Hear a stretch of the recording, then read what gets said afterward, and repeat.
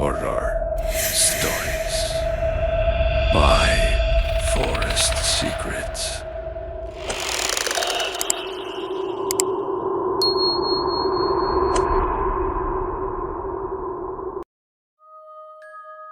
September 26, 2009. Isa ito sa mga araw na hindi kailanman mabubura sa alaala ng libu-libong Pilipino. Habang binabaha ang buong Metro Manila dahil sa Bagyong Ondoy, maraming pamilya ang natrap sa kanilang mga tahanan. Marami ang nailigtas, ngunit mas marami rin ang hindi na nakabalik. At ayon sa ilan sa mga nakaligtas, hindi lamang rumaragas ang tubig ang gumagala sa mga kalye noong gabing iyon. May iba pang naghahanap ng tulong, mga nilalang na hindi na kabilang sa mundo ng mga buhay. Ito ang kwento ni Alan. Isang lalaking hanggang ngayon ay hindi pa rin makatulog tuwing umuulan ng malakas. Dahil sa tuwing maririnig niya ang tunog ng ulan mula sa bubong, may naaalala siyang mga katok. Mga katok na nanggagaling sa isang taong matagal nang patay. Bandang 5:00 ng umaga nang magising ako dahil sa malakas na ulan. Normal lang naman iyon sa Pilipinas dahil bagyo nga. Kaya hindi na kami nag-alala. Naghanda lang kami ng pagkain at naghintay na lumipas ang sama ng panahon. Pero pagsapit ng 8:00, nagsimula ng pumasok ang tubig sa bahay. Noon pa lang, may kakaiba na akong nararamdaman. Parang may mabigat na enerhiya sa paligid. Hindi ko maipaliwanag. Habang inaakyat namin ang mga gamit sa ikalawang palapag, narinig ko ang isang matandang babae sa labas. Paulit-ulit siyang sumisigaw. "May tao ba dyan? Tulungan niyo kami." Ngunit nang silipin ko ay wala sa bintana. Wala akong nakita. Akala ko ay dala lamang iyon ng hangin. Hindi ko na pinansin. Makalipas ang 2 oras, umabot na sa bewang ang baha. Nagsisigawan ang mga kapitbahay. May mga batang inaanod. May mga sasakyang palutang-lutang na sa kalsada. Parang katapusan na ng mundo ng mga oras na yon. Pagsapit ng tanghali, napilitan kaming umakyat sa bubong dahil doon namin nakita ang isang matandang lalaki sa kabilang bahay. Nakakapit siya sa antena. Sumisigaw ng tulong at paulit-ulit hanggang sa isang malakas na agos ang tumama sa kanya at sa isang iglap nawala siyang parang bula. Parang nilamon ng tubig. Hindi na namin siya muling nakita pa. Pagsapit nga ng gabi ay mas lalong lumakas ang ulan. Parang halimaw. Wala ng kuryente, wala ng ilaw, wala ng maririnig kundi hangin, ulan at sigaw ng mga taong humihingi ng tulong sa dilim. Bandang 12:00 ng gabi ay may narinig kaming 3 katok. Lahat kami ay napalingon. Akala namin ay rescuer. Ngunit wala. Maya-maya, narinig muli namin, mas malapit at mas malakas na. Kasunod nito, isang mahinang boses. "Tulungan niyo ako." Nanlamig ang buong katawan ko dahil iyon mismo ang boses ng matandang inanod kaninang tanghali. Hindi ako maaaring magkamali. Narinig ko iyon at ng buong pamilya ko.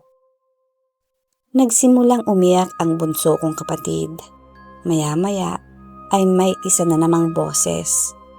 Mula na naman iyon sa ibaba ng bahay. Sumisigaw ito ng tulong. Parang maraming tao. Parang may mga naglalakad sa ilalim ng baha. Ngunit imposible dahil lubog na ang buong bahay. Maya-maya ay may narinig kaming yabag sa bubong. Mabigat, mabagal, parang may umaakyat. Parang may mga naglalakad sa likod namin. Ngunit nang lingunin namin ay wala naman.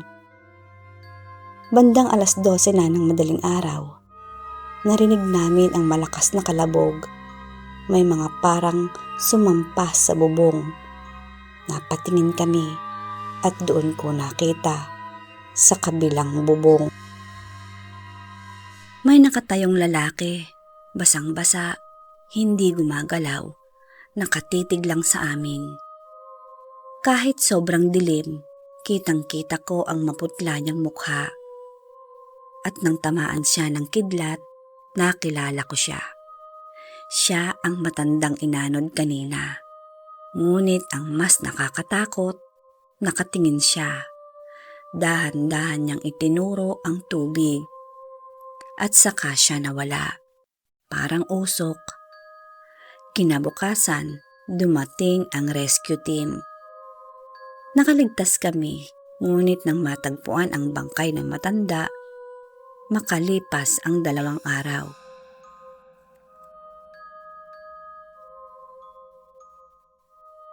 Ayon sa mga rescuer, patay na siya bago pa sumapit ang gabi.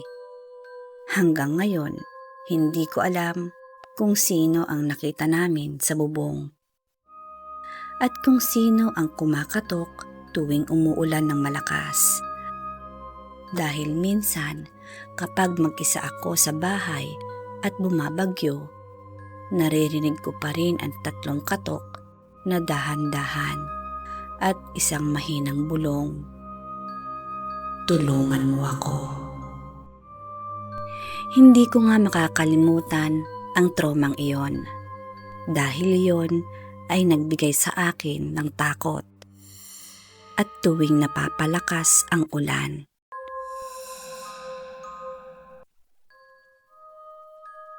sa kasagsagan ng Bagyong Ondoy, maraming kwento ng mga himala ang lumabas. Ngunit mayroon ding mga kwentong hindi maipaliwanag. Mga kwentong hanggang ngayon ay ikinikwento pa rin ng mga nakaligtas. Isa na rito ang kwento ng isang babae. Isang babae na paulit-ulit na nakikita sa gitna ng baha. Tahimik, hindi gumagalaw, hindi nagsasalita. At kapag sinubukan mo siyang lapitan, bigla siyang mawawala.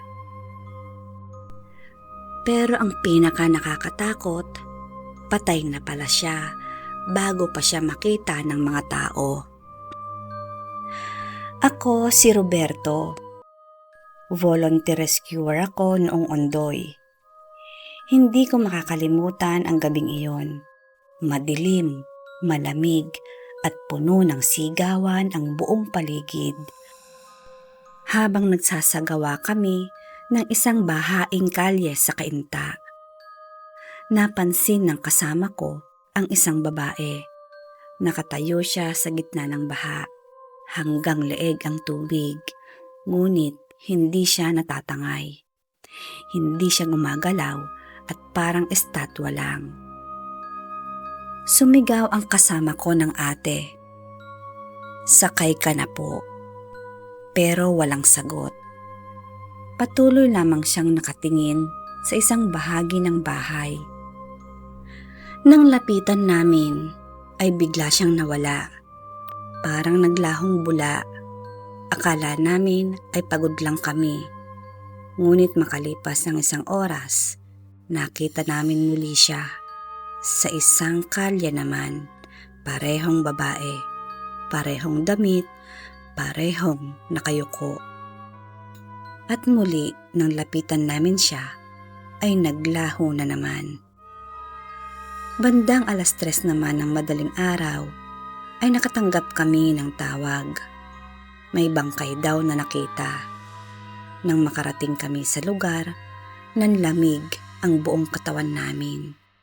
Dahil ang bangkay na nakahandusay sa bubong ay eksaktong kamukha ng babaeng paulit-ulit naming nakikita.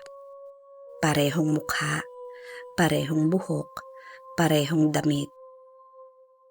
Ayon sa mga residente, nalunod daw siya habang hinahanap ang kanyang anak. Hindi na siya nakabalik, ngunit doon pa lamang nagsimula ang kababalaghan. Pagkatapos ng ondoy, maraming residente ang nagsasabing nakikita pa rin nila ang babae tuwing malakas ang ulan. Minsan sa gitna ng kalsada, minsan naman sa ilalim ng poste. Minsan sa ibabaw ng baha. Laging tahimik, laging nakatingin sa iisang direksyon. At isang gabi nga, bumalik ako sa lugar. Gusto kong patunayan na kathang isip lamang ang lahat. Habang naglalakad ako sa dilim ng kalsada, biglang bumuhos ang malakas na ulan. At doon ko nga siya nakita. Sa dulo ng kalye, nakatayo, tahimik at hindi gumagalaw. Pakiramdam ko ay tumigil ang oras. Hindi ko maigalaw ang katawan ko at unti-unti siyang nag-angat ng ulo. At doon ko nakita ang kanyang mukha. Maputla, namamaga, at parang ilang araw nang nakababad sa tubig. At ang kanyang mga mata, puro puti lamang. Bigla siyang ngumiti, isang ngiting hindi pang tao. At sa loob ng ilang segundo, nasa harapan ko na siya. Hindi ko nakita kung paano siya lumapit. Bigla lamang siyang naroon at bumulong siya ng mahina, malamig, parang nanggagaling sa ilalim ng tubig. "Nasaan ang anak ko?" Tumakbo ako ng hindi lumilingon. At simula noon, hindi na nga ako bumalik doon.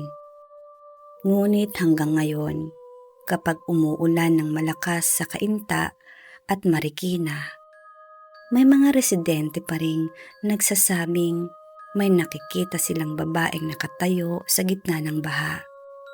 Tahimik, nagkahanap, naghihintay, at baka sa susunod na bumagyo, ikaw naman ang makakita sa kanya. 3 taon matapos ang bagyong Ondoy, naisipan naming bumalik sa lumang bahay namin sa Marikina.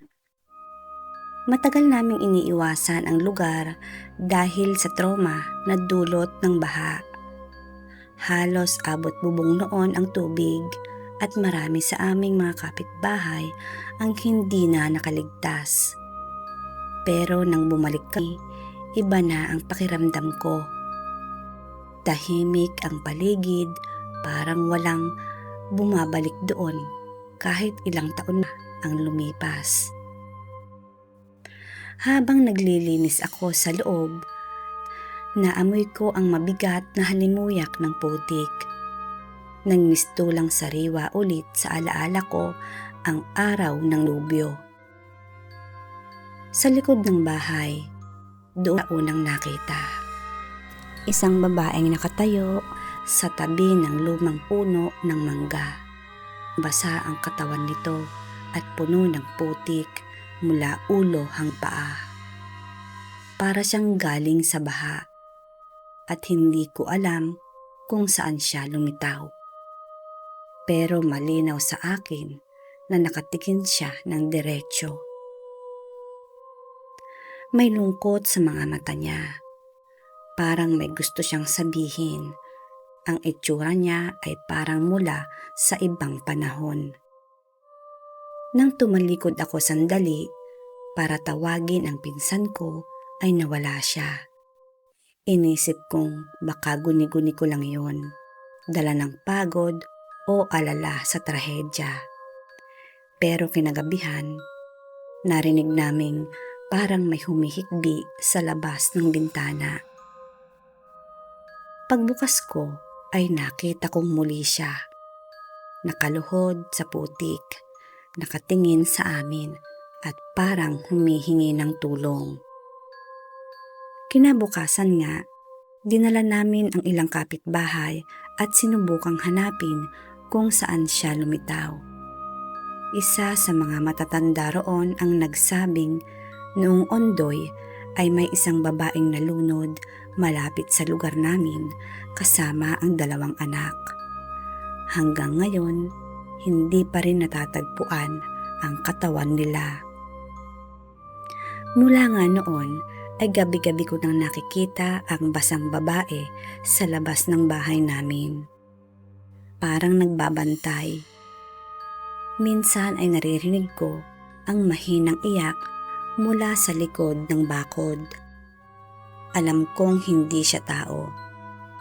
Hanggang sa muli naming iwan ang bahay, dala ko pa rin ang bigat ng titig niya. Parang humihingi pa rin na hanapin namin sila. Hanggang ngayon tuwing umuulan ng malakas at naaamoy ko ang amoy ng putik, bumabalik pa rin sa isip ko ang itsura niya. Basang-basa, maputik at may titig na humihingi ng tulong na hindi na naibigay kailanman. Ako nga pala si Rika at ito ang trauma ko sa Bagyong Ondoy.